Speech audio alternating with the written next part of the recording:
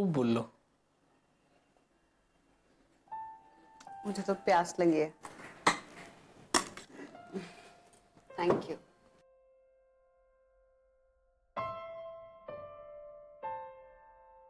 पण बोलायला पाहिजे ना. बोलूनच आपण डिसिजन घेऊ शकणार.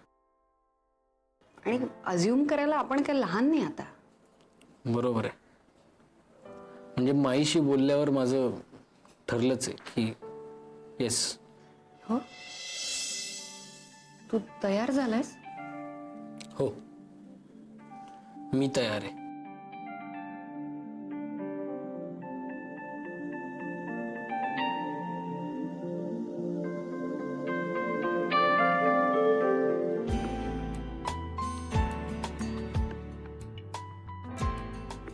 हे काय चाललंय तुमचं?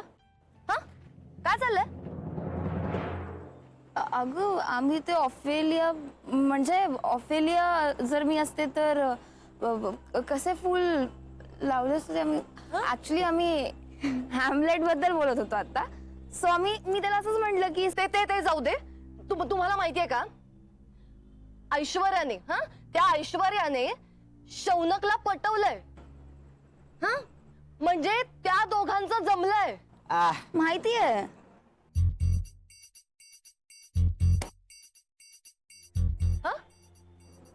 नाही म्हणजे आम्हाला माहिती आहे ते.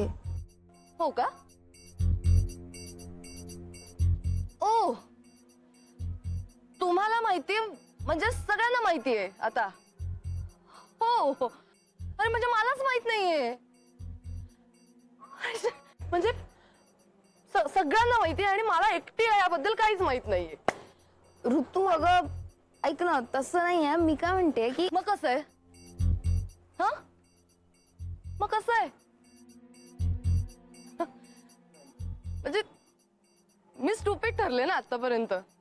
स्टुपिड ठरले. मला यातलं काहीच माहिती नाहीये. म्हणजे काय, आता मी ग्रुप मधनं बाहेर फेकली जाणार. राईट? ग्रुप मधनं बाहेर फेकली जाणार. कारण कसं आहे, ग्रुप मधल्या सगळ्यांचे ग्रुप मध्येच अफेअर्स सुरू आहेत ना. बरोबर. तर मी एकटीच आहे. माझ्या सोबतीला कोणीच नाहीये. हो. You know what, this is so wrong. हे खूप चुकीचं आहे. मला तुम्ही आता बाहेर फेकणार. दिस इज रॉंग. ऋतू काहीतरी ऐकून येता आणि भलतसलतच बोलायला लागता. अरे तुम्हाला स्वतःचे काही विचार आहेत की नाही? हा, काही संस्कार वगैरे आहेत की नाही? म्हणजे ह्यांना पटलं ते, त्यामुळे मग मी पण थोडं घेतलं पटवून. मला एक सांग नलू, व्यवस्थित चांगला मुद्दा होता की नाही त्या मुलीकडे, म्हणजे त्या माताजी बाईकडे? हो म्हणजे तसा तो होता, पण मी एवढे कष्ट करते भाऊजी, माझी किंमत नाही ती कोणाला. म्हणून डायव्हर्स?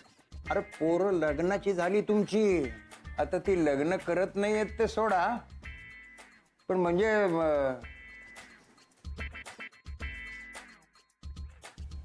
मी लग्न करायला तयार आहे.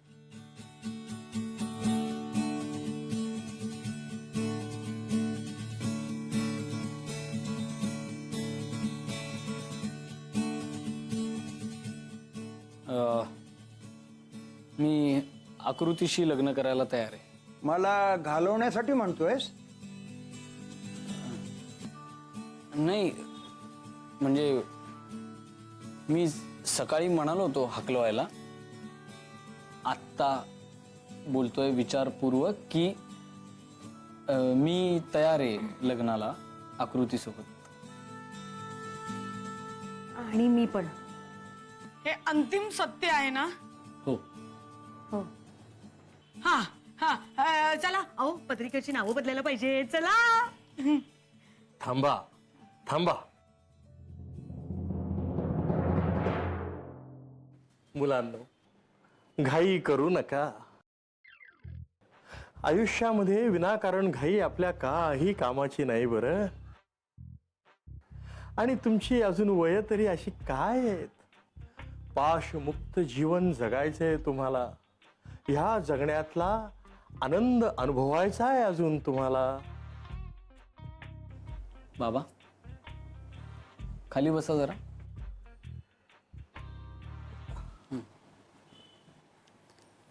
काय होतंय तुम्हाला? माताजींकडे जाऊन आलात का? गेले होते जाब विचारायला, भारून टाकलं त्या माताजी बाईंनी यांना.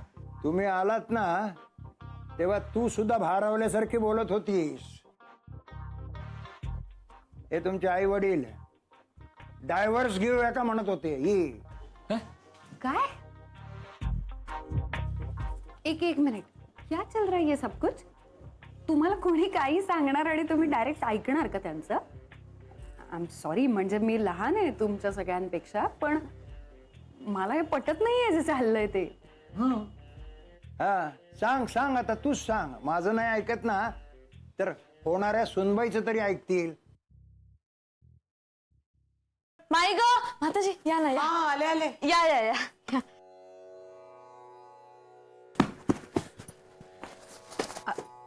सॉरी हे जरा मैत्री, अगं इट्स ओके, ठीक आहे. सॉरी. आणि हे काय घरात वगैरे काय? बसा ना तुम्ही. वा, छान, मस्त पॉझिटिव्ह एनर्जी आहे घरात. कारण या घरातली सगळी माणसं पॉझिटिव्ह आहेत. बसा ना. हो. ही माझी माई, माझी आजी आणि या माताजी. अगं बाई, माताजी म्हणल्यावर कोणीतरी मोठं वाटलं तुम्हाला. ही तर एकदम तरुण दिसतीये. नाव काय ग तुझं? माझ्याहून मोठी माणसंही मला माताजीच म्हणतात. बघ. आवडलं मला, किती छान वाटलं. माझं नाव प्रियांका पाठारे. प्रियांका पाठारे, किती छान नाव आहे. मग घरी काय म्हणतात तुला? पिऊ? अय्या, बरोबर ओळखलं तुम्ही. पियूच म्हणतात मला घरी.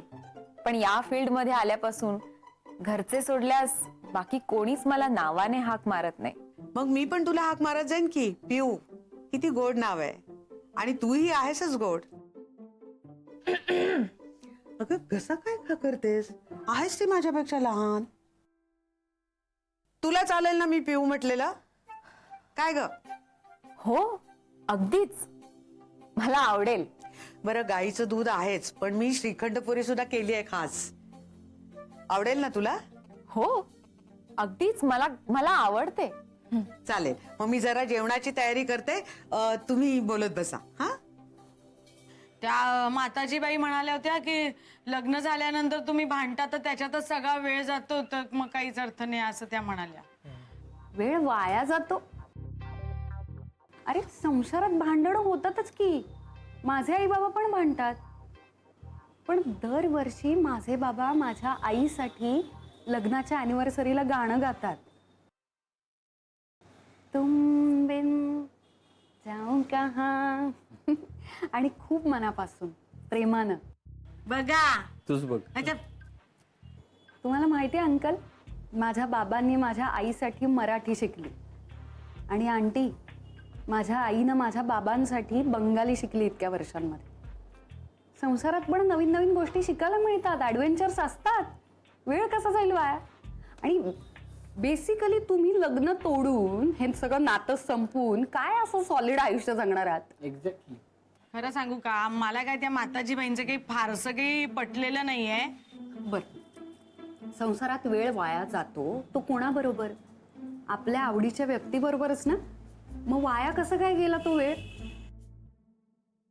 अंकल, तुम्ही कधीतरी आंटीसाठी छानशी साडी आणली असेल ना, आणि त्यांनी पण नेसली असेल कौतुकानं, नटून थटून आल्या असतील तुमच्या समोर. घरातले कोणीच नोटीस नसेल केलं, पण तुम्ही केलं असेल ते. किती छोट्या छोट्या गोष्टींमध्ये आनंद आहे. किती रोमॅन्टिक आहे हे सगळं.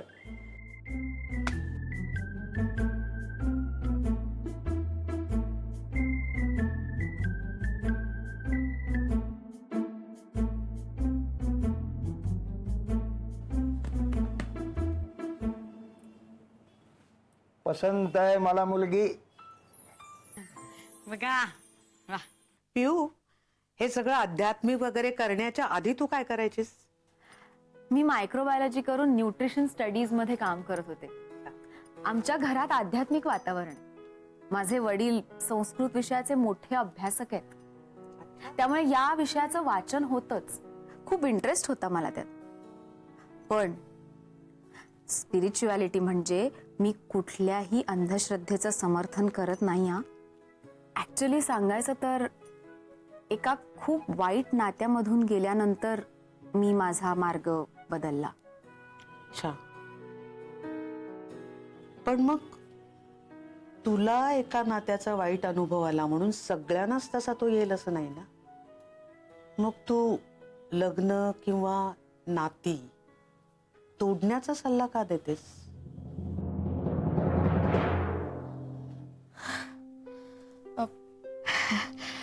माताजी सॉरी. काय बोलतेस तू? नाही मैत्री, एक मिनिट बोलू दे त्यांना.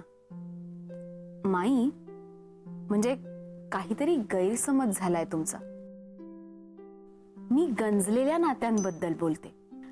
मी जाणीव करून देते की अनेकदा विनाकारण आपण फक्त एखाद्या बंधनात आहोत म्हणून मन मारत जगत राहतो. त्यातून मुक्त कसं व्हायचं याबद्दल सांगते मी. सरसकट सगळीच नाती बंधनकारक आहेत असं माझं म्हणणंच नाही. असं का म्हणेन मी? पण माताजी तुम्हीच म्हणाला होतात ना की लग्न ही खूप अनैसर्गिक गोष्ट आहे म्हणून. हो, सांगितलं ना. कारण लग्न ही मानवनिर्मित व्यवस्था आहे. त्यामुळे ती कृत्रिम आहे हे खरंच आहे. पण देश, भाषा, कपडे हेही मानवनिर्मितच आहेत, नाही का? मग या व्यवस्थेत राहताना जास्तीत जास्त निसर्गाच्या जवळ आपल्याला त्यातल्या त्यात कसं राहता येईल याबद्दल बोलते मी. मैत्री, तू काही वेगळा अर्थ घेतलास का? हो, तिने तिचं ठरलेलं लग्न मोडलं का तर तिला मुक्त व्हायचं होतं.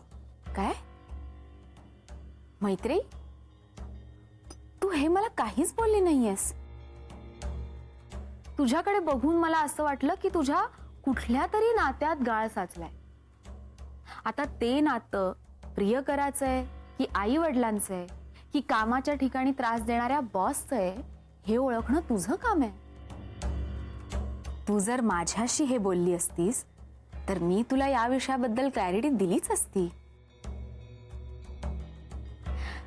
जे नातं बंधनकारक जाचक होत जातं त्यातून मुक्त व्हायला पाहिजे. पण म्हणून प्रत्येक प्रेमाचं नातं हे बंधनकारकच असेल असं नाही ना. तुझं जर तुझ्या जोडीदाराशी असलेलं नातं मोकळीकीचं असेल तर त्यातून मुक्ततेची काय गरज? मैत्री, तू कुठलाही निर्णय घ्यायच्या आधी माझ्याशी बोलायला हवं होतंस. बघ, यामुळे गैरसमज पसरतात स्पिरिच्युअलिटी बद्दल. मैत्री, तू जे केलंयस ते विचारपूर्वक केलंयस ना?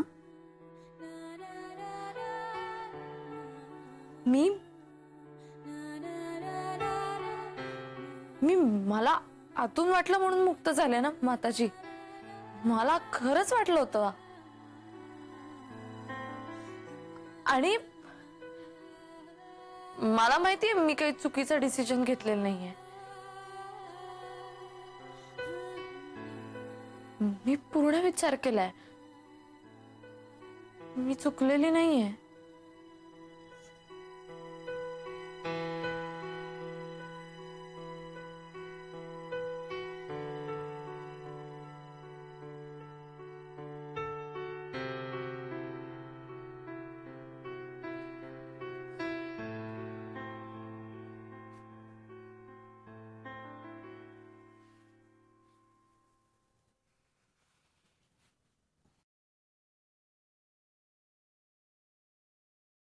मैत्री,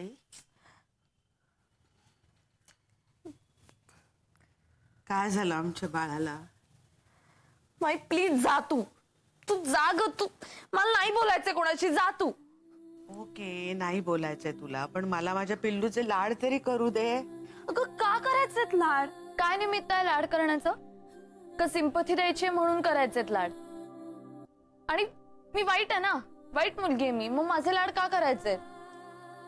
हे बघ मैत्रेयी, तुझी चिडचिड होते मी समजू शकते, कारण सगळ्यांसारखी आहेस माई. सगळेच असे सोडून जातात ना मला, तशी तू पण एक दिवस सोडून जाणार. हो, आई बाबांना तर कधीच माझी काहीच पडलेली नव्हती. आता सौमित्र सुद्धा म्हणालाय की ब्रेकअप नंतर तू काही देवदास वगैरे होणार नाही. त्याचं सुद्धा कधीच माझ्यावर खरं प्रेम नव्हतं. आणि आता त्यात तू माताजींसमोर सांगितलंस की मी ब्रेकअप केलाय, म्हणजे काय झालं? त्यांनी काय अर्थ घेतला असेल? म्हणजे त्यांना असं वाटलं असेल की मी त्यांच्या शिकवण्याचा काहीच अर्थ घेतलेला नाहीये. त्यांनाही दूर लोटलंस माझ्यापासून. मी त्याचं काहीच करण्याच्या लायकीची नाही असं त्यांना वाटत असेल आता. तुझ्यामुळे झालंय. तू नकोस बाई, मला नकोस तू.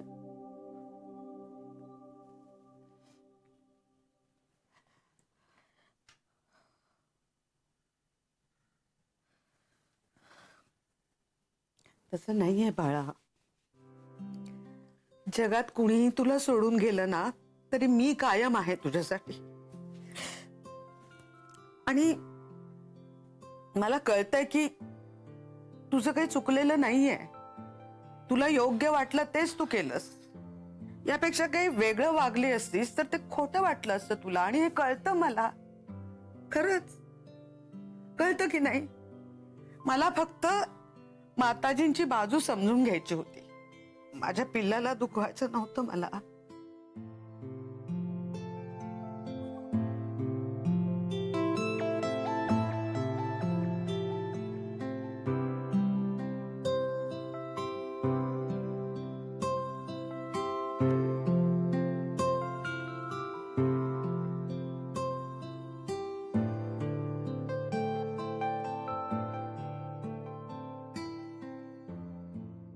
ठीक आहे,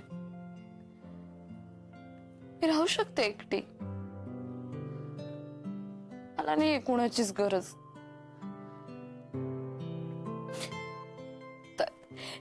इथे मी रोज या बेडवर एकटी झोपतेच ना रात्री. मला स्वप्न पडलं, मी या बेडवरून खाली पडले तरी सुद्धा मी माझीच उठते ना.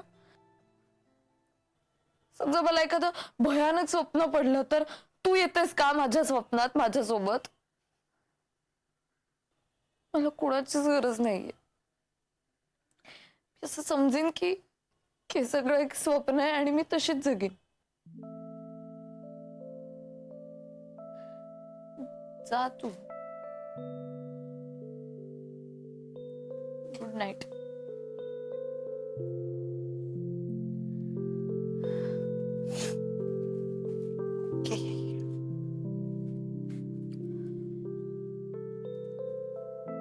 पण स्वप्न पडलंय ते सांगायला, ते ऐकायला पण कोणीतरी लागतच ना. त्यासाठी मी आहे ऑलवेज. Good night.